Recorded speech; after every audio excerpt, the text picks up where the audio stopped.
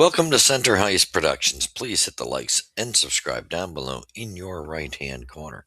Muchly would appreciate that. And thank you to my followers and subscribers.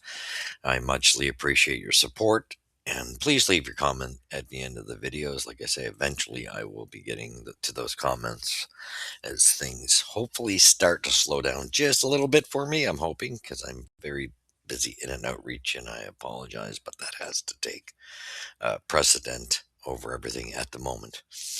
All right. So, again, share it with your friends and family. That would be a big help to me as we try to build this channel. And we take great pride in our mission statement being that we don't focus on gossip here just to get likes and followers and all that jazz, because I don't believe in gossip being the core of my product. So I take great pride in that we only report from this channel factual information as it falls. I'm not trying to do things slimily, just not my style. And yeah, we also don't use clickbait to get you here. So, all right, let's get to it. This was a phenomenal review we're about to do with last night's game with the Canes. We're in Montreal, and we know the Hurricane are quite veteran solid base team and could be a team from the East that goes to the final, truthfully.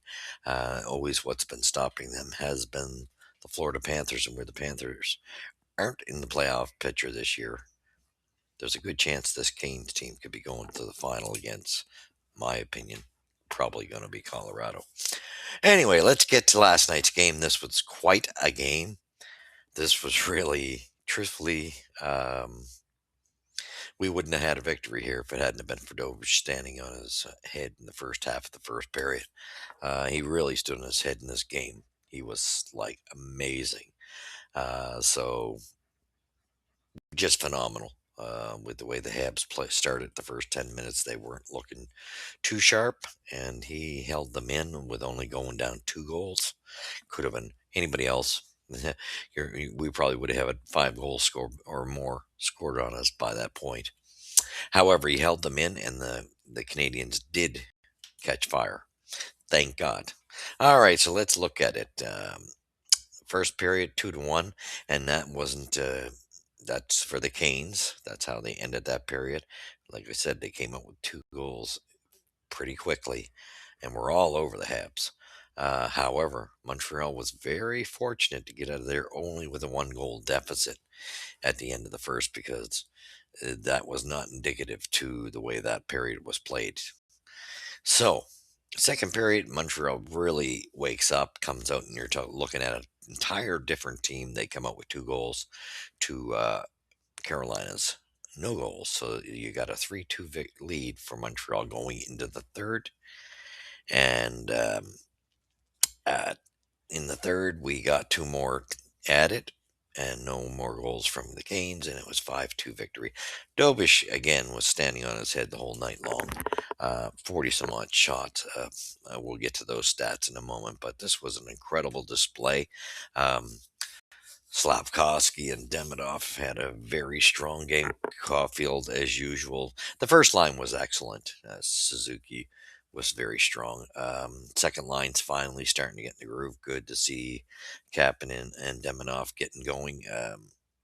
I have my opinion where, I know that Newhook's on that line. I just think when the dust settles down the road, they got to get him off there because he makes some bad decisions defensively. Love his speed, but don't like his defensive play, and never have liked his defensive play. He misreads plays. That's my opinion, and it happened again last night on a play where Mike Matheson, I believe, lost his stick, and Newhook, instead of taking the man that had nobody on him, decides to go and double team a player, and that's not a good hockey decision. That's what I'm talking about. So let's get to it now. We're going to go to period by period how the scoring started at 2:36. We had who else? Ellers on the power play, and of course Montreal gives up a power play right away. Svechnikov and Seth Jarvis set the goal up. At 7:09, this was the play that Matheson boo-booed a bit, and so did Newhook, because Newhook did not go to the man he should have went to. Not a pretty looking play, and that's why I say he's got a lot to be desired on his read of defensive play, because when there's a goal scored, there's a good chance you see highlights of number 15 not picking up somebody.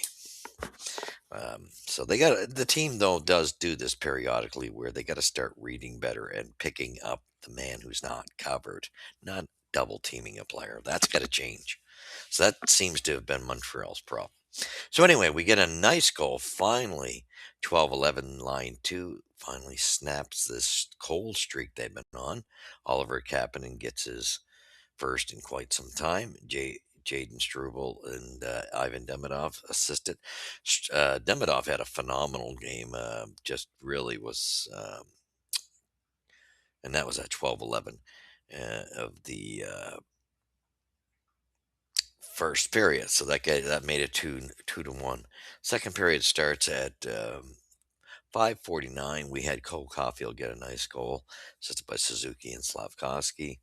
9:19. Love the celebration of Caulfield on this one, but I don't know how he did not see that go off Slav's name, a knee because or leg, because you could clearly see it.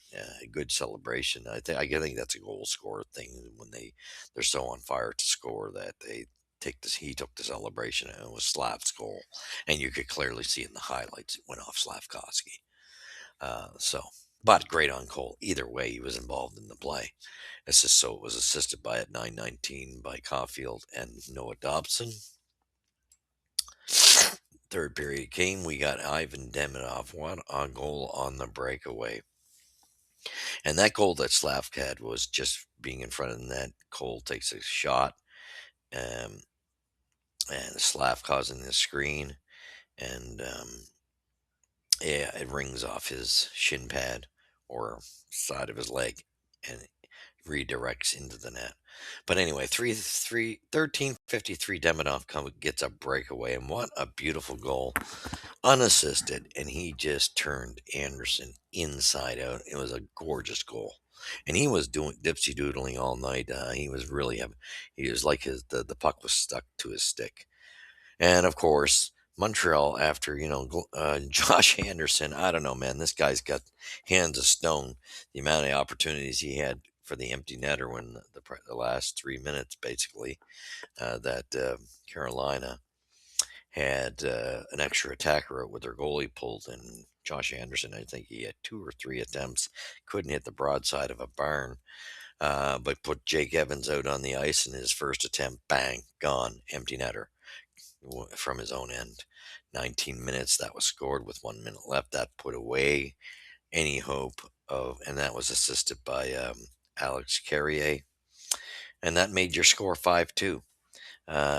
Again, like I say, good game by the Habs, good performance in once they woke up. However, Dobes just the danger shots, and that's what made it so special. Amount of high danger shots that Dobes stopped was unbelievable. He stood on his head. Now we're going to get to the stat part of this. Let's see where we get team stats. This is where you're going to see what Dobes did. Although go back to the highlights, it was an incredible game.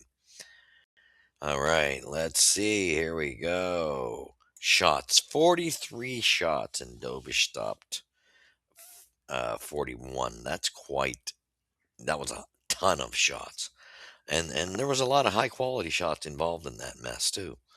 Montreal only had 19, and that showed you the difference in the goaltenders here. It only took Montreal 19 shots to score 4 goals. Well, I say four because the empty netter. That's telling you the difference in goaltending there. Hits were 22-19 for Montreal. Faceoffs were 31 apiece. 50% faceoffs percentile for each team. Power play opportunities. Montreal had a 3-2 lead in that department.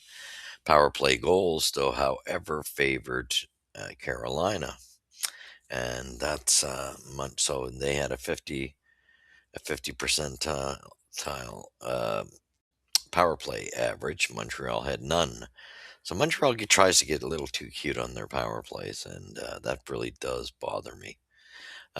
Shorthanded goals, none. Penalties 4-3 for Carolina. Penalty minutes 8-6 for Carolina. Blocked shots. This was huge too. 23-11 for Montreal. And that showed you the team had bought in at this point. Can you imagine if those 23 shots got on net on top of the 43 shots? That's crazy. That is crazy. Five takeaways to four for Carolina. Giveaway is 16-12 for Carolina, and that was unusual. This is, like I said, this was quite a quality hockey game. Carolina was all over us, especially in the first 10 minutes. This looked like Montreal was going to get blown out of the water. Two goals scored, and you couldn't even put that on Dobes because the amount of quality shots he was stopping it easily. A lot of goaltenders would have had six, five, anywhere from 5 to 7 goals scored on them. The way Carolina came out at them easily, and then persisted the entire night. And it's just that Montreal finally caught fire.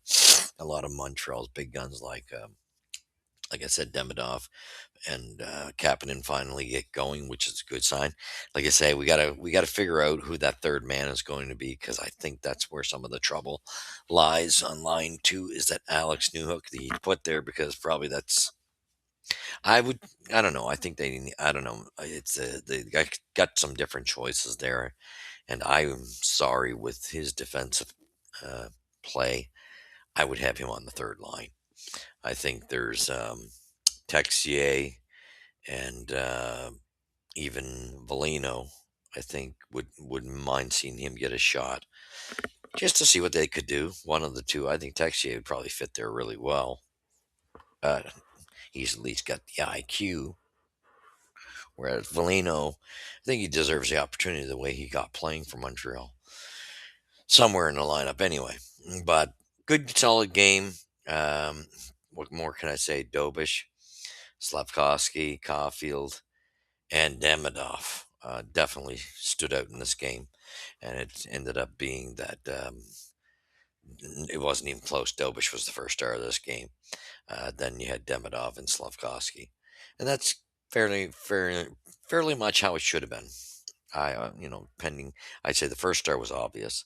Second star could have went with those either way with those two that got it, and so you could have even added Caulfield in there.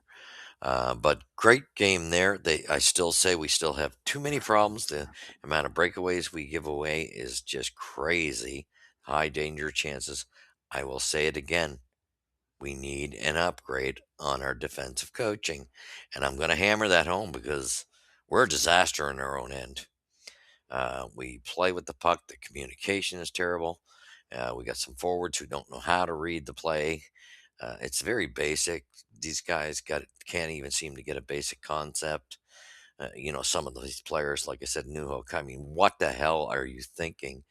And this is not just him. A lot of players on the Habs have been doing this because of the lack of communication, double teaming players. But it really stands out with Newhook. Instead of picking the right choice, he goes and double teams. Um, tries to double team, tries to go help Mike Matheson out. Mike's got that guy. Let Mike be responsible for that. Use your damn common sense. There's got to be a free player going in there, look for him, and pick up your man. And that's I can see why Marty gets frustrated with him. And there's a few guys that have some issues that way from the forward group. It's not just Newhook, but Newhook definitely stands out for his IQ wise in that area is just not great. And I think he's kind of what has been holding the second line back.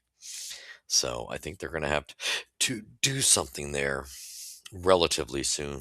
Maybe it's bring up Page. I think I'd try that at this point.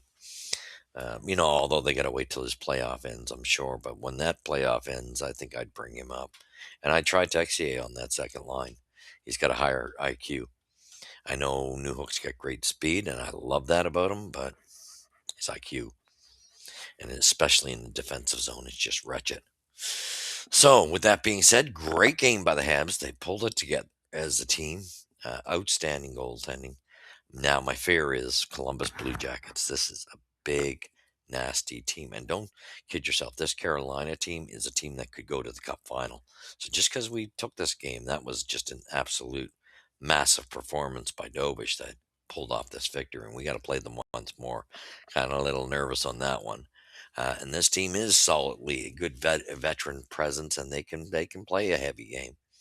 Um, Next thing, like I said, we got Columbus next, and that's a team that kind of scares me because they're in the hunt too, and they're very close to us in the standings.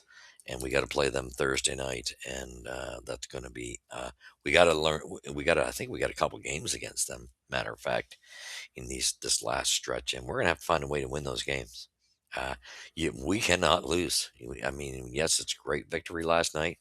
You can't afford to lose, especially to a team like Columbus, who's in that dogfight with you.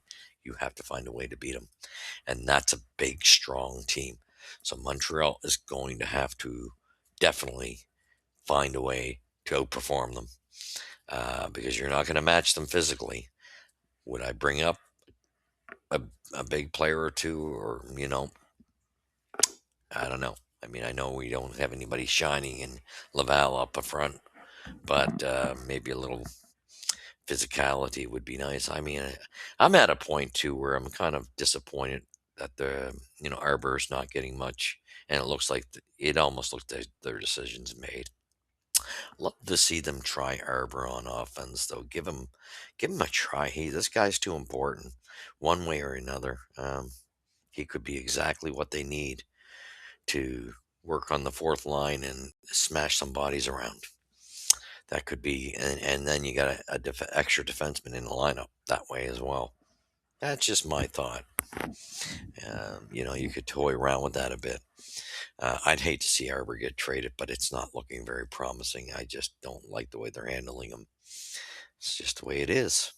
However, I do know that when I seen Enstrom play, he outplayed Arbor and Struble.